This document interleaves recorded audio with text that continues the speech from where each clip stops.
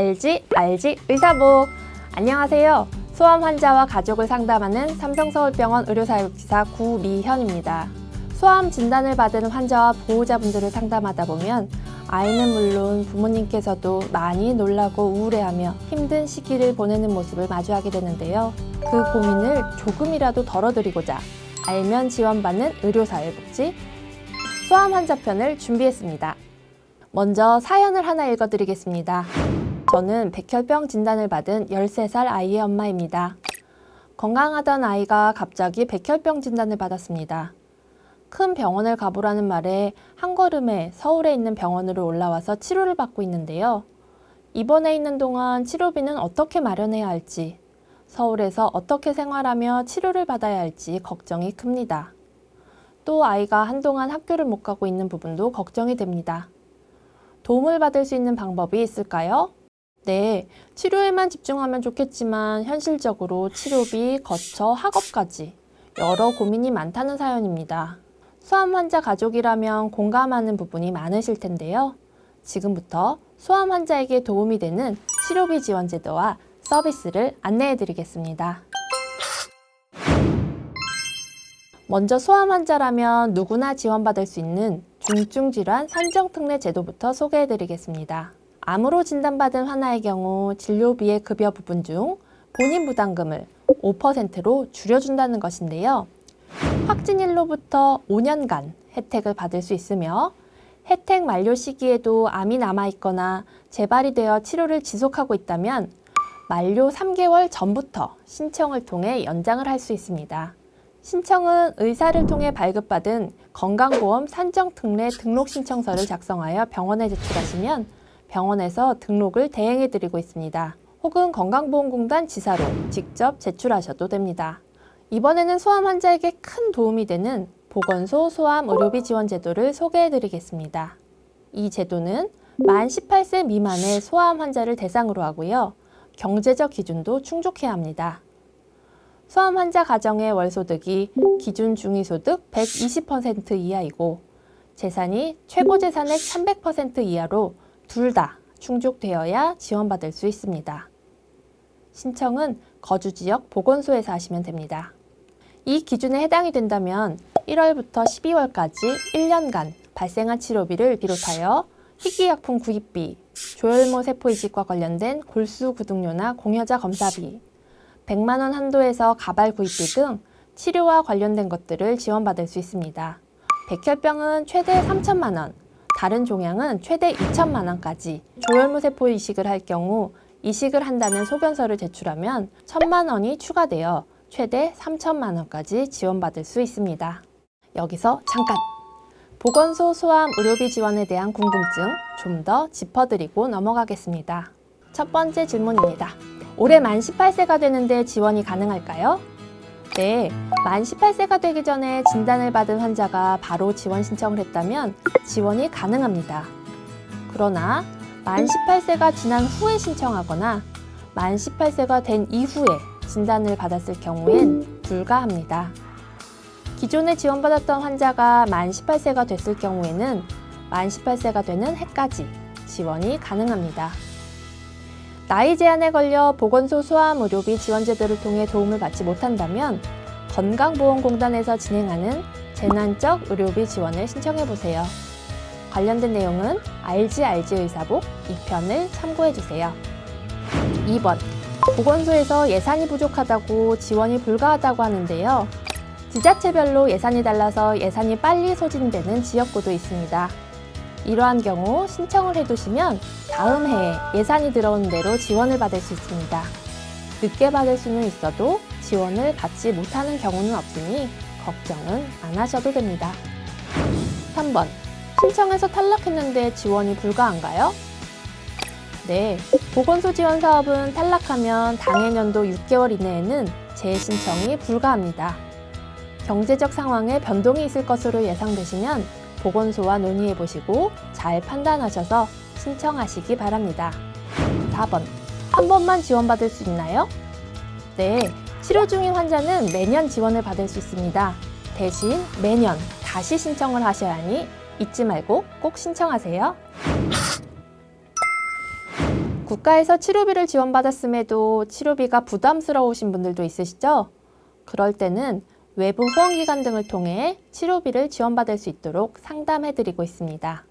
소아암 환자를 지원하는 대표적인 민간 후원기관으로는 한국백혈병 어린이재단, 한국백혈병 소아암협회, 한국소아암재단, 새생명지원센터, 초록우산 어린이재단, 공동모금회 등이 있습니다.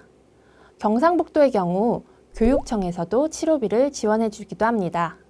후원기관의 경우 지원 신청 일정이나 지원 기준, 지원 금액이 모두 달라서 담당 의료사회복지사와 상담을 통해 지원받을 수 있도록 준비하시는 것이 좋습니다. 이외에도 소아암 관련 후원기관을 통해 지원받을 수 있는 부분이 다양하게 있습니다.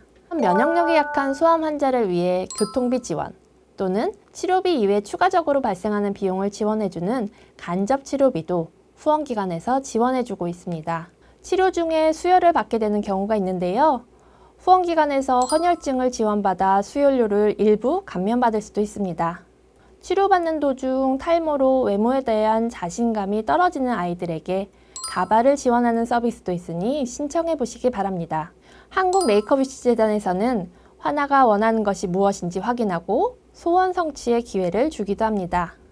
이외에도 치료로 인하여 아이와 형제, 부모가 심리적으로 위축되고 힘들 때 미술치료, 놀이치료 등을 통해 심리 상담을 받을 수도 있으니 앞서 언급드린 후원기관에 문의해 보시면 좋을 것 같습니다.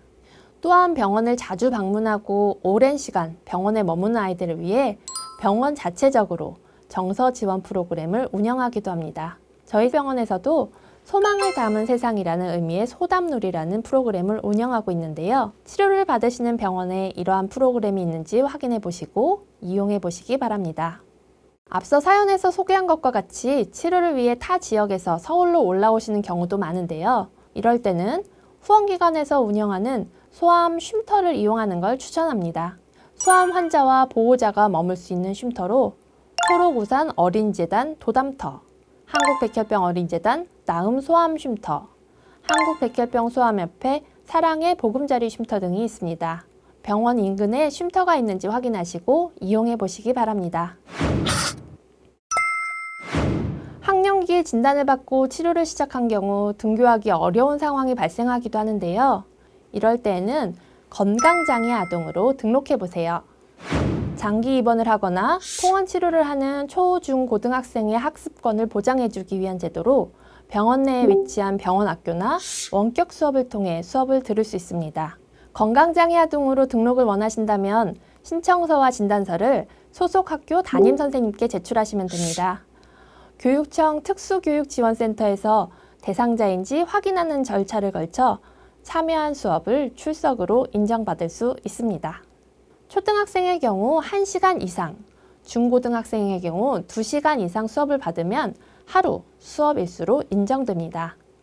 여기서 잠깐 건강장애 아동과 관련하여 자주 하시는 질문에 대해 설명드리겠습니다. 1번. 건강장애 아동은 일반 장애 아동과 같은 의미인가요? 장애인 혜택을 받을 수 있나요? 아닙니다. 건강장애 아동은 기능적인 어려움을 가지는 장애인복지법상 장애인과는 다릅니다.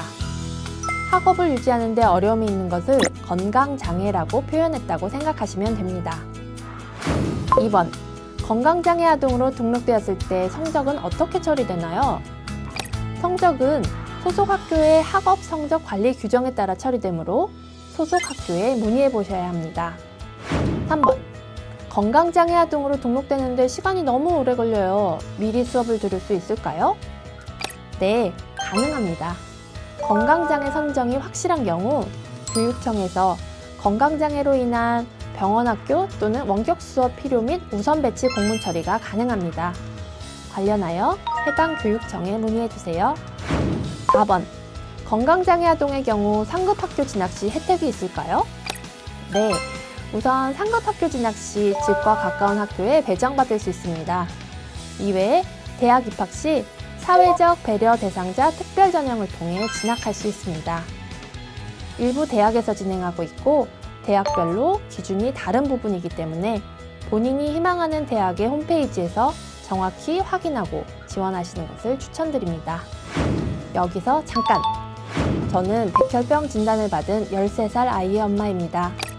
건강하던 아이가 갑자기 백혈병 진단을 받았습니다. 큰 병원을 가보라는 말에 한 걸음에 서울에 있는 병원으로 올라와서 치료를 받고 있는데요. 입원해 있는 동안 치료비는 어떻게 마련해야 할지,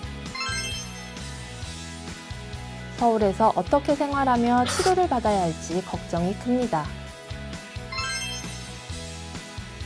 또 아이가 한동안 학교를 못 가고 있는 부분도 걱정이 됩니다. 도움을 받을 수 있는 방법이 있을까요?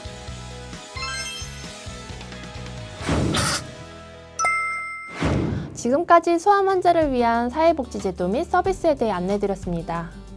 아이들이 씩씩하게 치료받을 수 있도록 가족들이 한마음으로 똘똘 뭉쳐 격려하면 힘든 오늘 하루도 잘 지나갈 수 있을 겁니다.